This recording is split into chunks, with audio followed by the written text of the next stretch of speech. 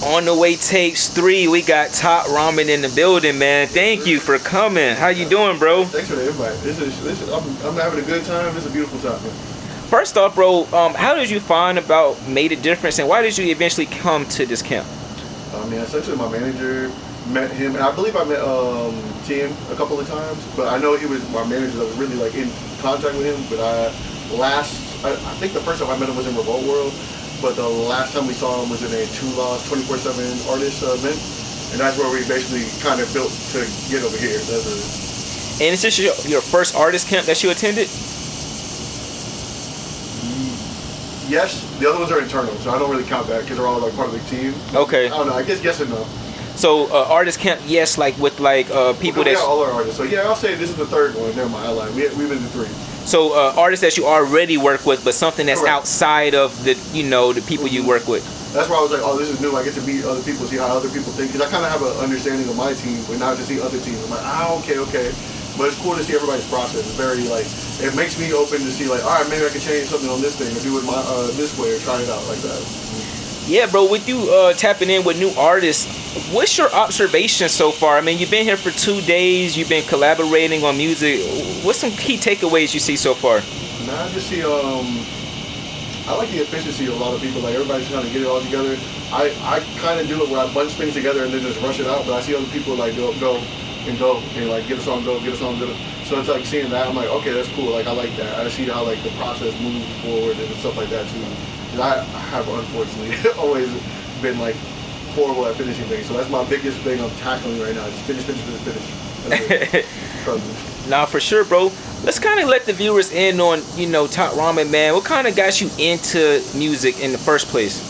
Man, so literally, I've always been around hip hop with my best friends, uncles. I used to like literally go to their house all the time because my best friend lived down the street, and both of his uncles rap, and so they literally. I remember I was driving one of them to some spot or whatever. There was like an hour drive, and they always freestyled in front of me. But I was like, I never thought I would do it or anything like that. But he was like, hey man, just do it. Let's see what happens. And I started like feeling it, and he gave me like tips right then and there. And I would just start practicing in the car for fun. That's literally what I did. I didn't even realize I was good. I was like, oh shit. When somebody was like, oh my god, you can rap, I said, for real? But yeah, that's kind of like where it started from. But I mean, music has always been in my DNA.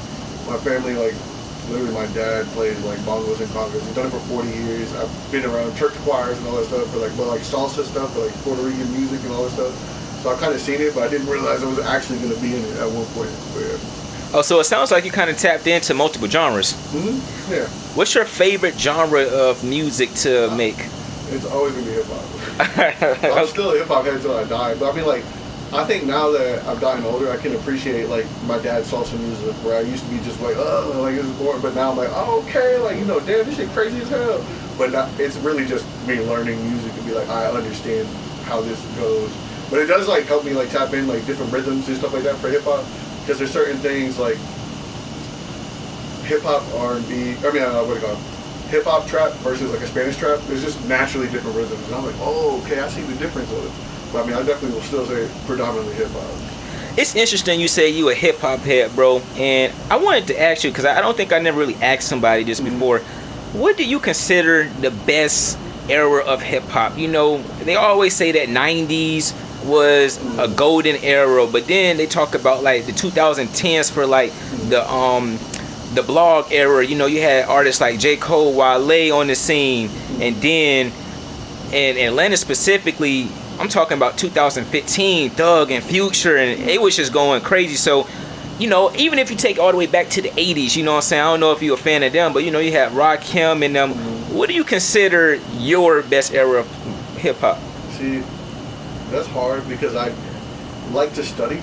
Yes. So I was like, ooh, okay. And I like to understand why people thought shit was hot. And so the cool thing about the 90s is like clearly it was a golden era for a reason, because a lot of people were like about uniqueness. If you were doing the same shit, they're like, yo, get this shit out of here. Like, this shit's whack. And you're like, oh, okay. But the thing is, like, I was listening to like Big Pun recently, like, literally just like listening to it. He's cold. Bro, nasty, like disgusting. But literally, like there was a song with Black Thought, and in my opinion, he washes Black Thought, which is crazy to say out loud. But like, no disrespect to him, I think Black Thought is amazing. He's a beast. But like, it was just like, I haven't heard that since that. And that's something I want to bring back to hip hop. But it's like, don't get it twisted. I love hip hop now. Like, I was a huge J. Cole fan. I was huge in Kendrick and all that stuff. I love Thug.